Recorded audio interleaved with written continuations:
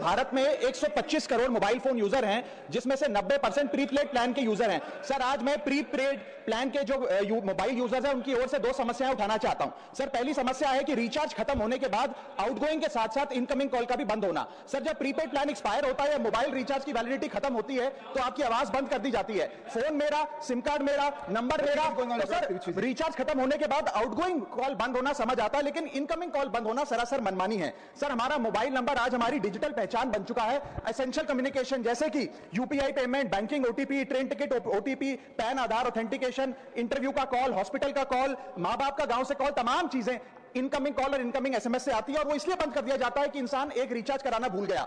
Sir, incoming call बंद करना is not stopping of a service, ये हमारे राइट टू कम्युनिकेशन को स्टॉप करने जैसा है। सर, जैसे आपका आधार कार्ड इसलिए एक्सपायर नहीं हो जाता कि आपने डिटेल अपडेट नहीं करी, या आपका बैंक का खाता इसलिए बंद नहीं हो जाता कि आपने मंथली डिपॉजिट जमा नहीं किया, या आपका वोटर आईडी इसलिए सस्पेंड नहीं हो जाता कि आप एक चुनाव में वोट डालना भूल गए। ठीक उसी तरह आपका मोबाइल नंबर इसलिए सस्पेंड और डीएक्टिवेट नहीं होना चाहिए कि आप एक रिचार्ज भूल गए। सर, मैं सदन में फ्री आउटगोइंग की मांग नहीं कर रहा, फ्री डेटा की मांग नहीं कर रहा, लेकिन इनकमिंग कॉल फैसिलिटी की गारंटी होनी चाहिए। मेरी 3 स्पेसिफिक मांग है। पहली, प्रीपेड मोबाइल कनेक्शन में इनकमिंग कॉल और इनकमिंग एसएमएस कम से कम 1 साल तक कंटिन्यू रहे, चलता रहे from the date of the last recharge, ताकि एसेंशियल कम्युनिकेशन चलती रहे। दूसरी, deactivation of the mobile number after 3 years. ऐसा ना हो कि आपका मोबाइल नंबर किसी को आपका मोबाइल नंबर बंद करके किसी और को अलॉट कर दिया जाए। कम से कम 3 साल का ग्रेस पीरियड देना चाहिए from the date of the last recharge. And third demand, mobile operator should introduce a low cost incoming only plan. वो लोग जो सिर्फ इनकमिंग के लिए फोन रखते हैं उनके लिए, जैसे कि 10 रुपए में 180 दिन की इनकमिंग कॉल की फैसिलिटी, इस प्रकार की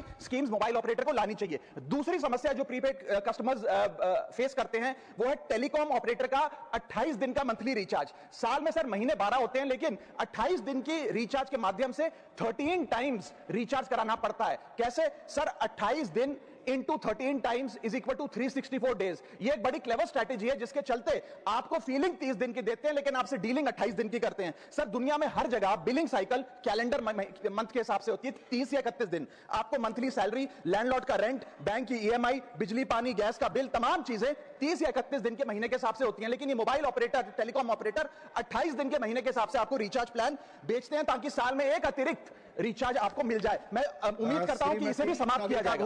प्लीज